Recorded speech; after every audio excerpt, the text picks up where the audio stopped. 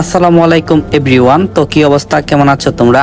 আশা করি আল্লাহর রহমতে অনেকটাই ভালো আছো। আল্লাহর রহমতে আর তোমাদের ভালোবাসায় আমি অনেকটাই ভালো আছি। তাই তো তোমাদের জন্য নিয়ে আসলাম কে আমার আপনজন গল্পের আরো নতুন আরেকটা পর্ব।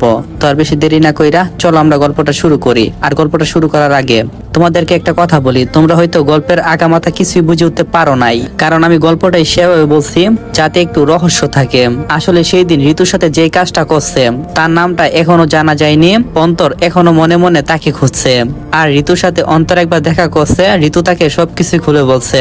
লোকটার কণ্ঠ কেমন যেন চিকন, আর লোকটার বডি যেন ঠিক সচল ভাইয়ের মতো। এটা নিয়েই অন্তর শুধু ভাবছে যে সচল ভাই কি এই কাজটা করছে তাহলে, কিন্তু সে তার আসল মানে জানে না। তো এরপর থেকেই অন্তর মনে মনে তাকে খুঁজে। আর অন্তর যখন তার মামার কাছ থেকে এখানে চলে আসে, মানে নিজের বাড়িতে এসে কলেজে ভর্তি হই, কারণ তাকে ওইখান থেকে একটা মিশন দেওয়া হয়েছিল। কিন্তু অন্তর এখানে আসতে না আসতেই তার ভাই সচল তাকে বলল যে তোর ভাবির বাসায় যেতে হবে, তাও আবার আমার সাথে। আমি তখন বললাম কি জন্য ভাইয়া? ভাইয়া তখন বলল যে তোর ভাবির চাচাতো ভাইয়ের আজকে বিয়ে, আর হ্যাঁ আমরা সবাই সেখানে যাচ্ছি। কিছুক্ষণ পর দেখি হিয়াও আসলো আর ভাবির রুমে তারা দুজন কথা বলছে। হিয়া আমার সাথে অনেকবার কথা বলার চেষ্টা করছে, কিন্তু আমি তাকে পাত্তা দিইনি। হঠাৎ আমি যখন রুমে ছিলাম তখন হিয়া আমার রুমে আসলো আর বলল, এই মিস্টার অন্তর, আপনি আমাকে কেন ইগনোর করতেছেন? আপনার ভাই কিন্তু আপনার ব্যাপারে সবকিছু খুলে বলছে। আমি বললাম খুলে বলছে তো কি হয়েছে? তখন হিয়া বলল, আচ্ছা আপনি যাবেন তো আমাদের সাথে? আমি বললাম কোথায়? হিয়া বলল, আমাদের বাসায় আমার চাচাতো ভাইয়ের কালকে বিয়ে, তাই আপু সহ দুলাভাইও যাবে। আর দুলাভাই বলছে আপনিও যাবেন। তখন আমি বললাম না আমি যাব না, তাকে একটু খেপানোর জন্য বললাম। হিয়া বলল না আপনাকে যেতেই হবে। আমি বললাম আমি যাব না, এবার যান আমার রুম থেকে, আমি ঘুমাবো। হিয়া বলল এত ঘুম কোথা থেকে আসে, তাড়াতাড়ি রেডি হয়ে আসেন। যেই না ভাবলাম আর একটু মজা করি, তখন দেখি সচল ভাই আমার রুমে। সচল ভাই এসে আমাকে বলল, অন্তর রেডি হয়ে নে, কিছুক্ষণ পর বের হব। আমি বললাম আচ্ছা ভাইয়া। হিয়া আমার মুখ থেকে আচ্ছা কথাটা শুনে চোখ বড় বড় করে আমার দিকে তাকালো। হিয়া বলল আপনি যাবেন, তাহলে আমার কাছে শিকার আর নাই কেন? আমি বললাম জাস্ট একটু পান করলাম। হিয়া বলল তবে রে। এই বলে হিয়া এসে আমাকে বালিশ দিয়ে মারতে লাগলো। আর এখনের লাইনটা ছোটরা শুনবা না, তোমরা কানে ধরো। তখন অন্তর বলল, ওই এত নরম কেন? হিয়া বলল, এই তবে রে তোর খবর আছে, দাঁড়া। এই বলে হিয়া আমাকে একটা দৌড়ানি দিল। আমি রুম থেকে সোজা বের হয়ে গেলাম। কিছুক্ষণ পর রেডি হয়ে নিলাম আর চলে আসলাম তাদের বাসায়। প্রথম দিন হিয়া তেমন ঝামেলা করেনি, আমার সাথে অনেকটাই মজা করছে। কিন্তু আমার মনে হচ্ছে হিয়া আমাকে ভালোবাসে, কিন্তু আমি যে তাকে ভালোবাসি না। তার থেকে যতটা দূরে থাকা সম্ভব আমি থাকবো। যে বাবা সেই কাজ। একটু একটু ইগনোর করতে লাগলাম। বিয়ের দিন রাত্রে হিয়া আমাকে বলল, অন্তর একটু ছাদে চলো। আমি বললাম এত রাতে ছাদে কি করবা? হিয়া বলল চলো আমার সাথে। আমি হিয়ার সাথে ছাদে গেলাম। আমি বললাম কি বলবে বলো, আমার হাতে তেমন সময় নেই, আমার অনেকটাই ঘুম পাইছে। হিয়া বলল ঘুমাবে তো, আমার একটা কথা শুনবা? আমি বললাম কি বলবা, তাড়াতাড়ি বলো। হিয়া বলল আসলে কি করে যে বলি? আমি বললাম এত নাটক না করে তাড়াতাড়ি বলো। হিয়া বলল আমি তোমাকে ভালোবাসি। কথাটা বলে যেন চোখ মুখ বন্ধ করে দিছে। আমি কি বলবো কিছু বুঝে উঠতে পারছি না, আমি যে তাকে ভালোবাসি না।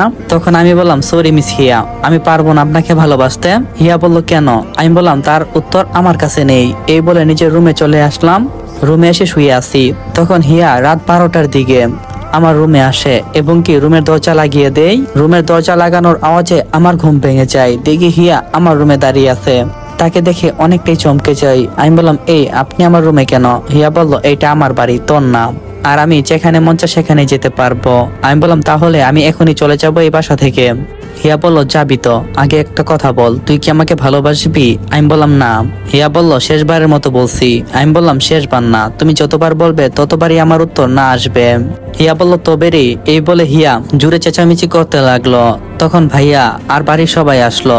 আর সবাই দরজা খুলে আমাকে আর হিয়াকে একসাথে দেখে এবং কি ভাইয়া আমাকে এসে বলল কি রে কি হয়েছে?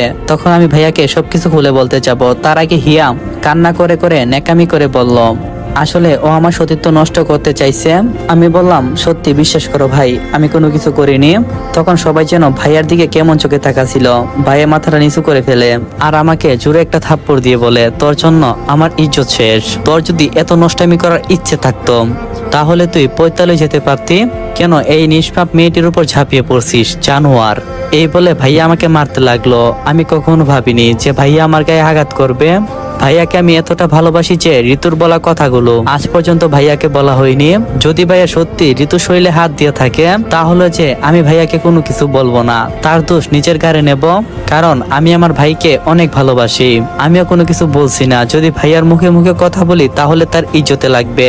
তারপরে হিয়ার বাসার সবাই অনেকটাই রেগে যায়, আর আমি সেই রাতেই সেখান থেকে চলে আসি।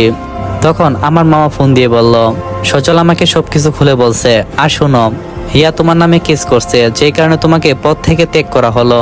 আমি বললাম এটা আমার ইমোশন। মামা বলল, সেটা আমি জানি, কিন্তু আমাদের কোনো কিছু করার নাই, তুমি আর আমাদের টিমে কাজ করতে পারবে না। আমি বললাম, মামা সত্যি বিশ্বাস করো আমি কোনো কিছু করিনি। মামা বলল, এটাই শেষ কথা, আর হ্যাঁ এটা আমার না, উপর থেকে আসছে। তখন আমি বললাম, আচ্ছা মামা, আমি আমার মিশন করব। এই মিশন কমপ্লিট হওয়ার পর থেকে আমি এই পথে থাকবো না। মামা বলল, না তুমি গোয়েন্দা হয়ে কাজ করতে পারো, তাও আবার আমার, অন্য কারো না। আমি বললাম, আচ্ছা ঠিক আছে।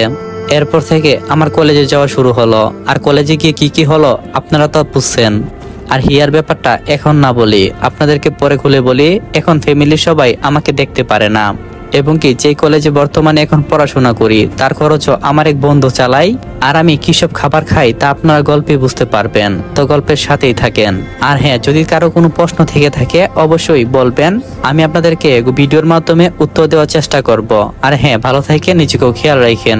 আর হ্যাঁ, এই পার্টটা অনেকটাই ছোট হয়ে গেছে তা আমি জানি, কিন্তু এই পার্টটার সাথে গল্প মিলাইলে আপনারা কোনো কিছু বুঝে উঠতে পারবেন না, তাই আপনাদের যাতে সুবিধা হয় তাই আমি এই পার্টটা নিয়ে আসলাম। বলতেটি হলে ক্ষমার দৃষ্টিতে দেখবেন। আর হ্যাঁ, পরের পার্টটা খুব তাড়াতাড়ি আপনাকে মাঝে নিয়ে আসবো। ভালো থাকেন।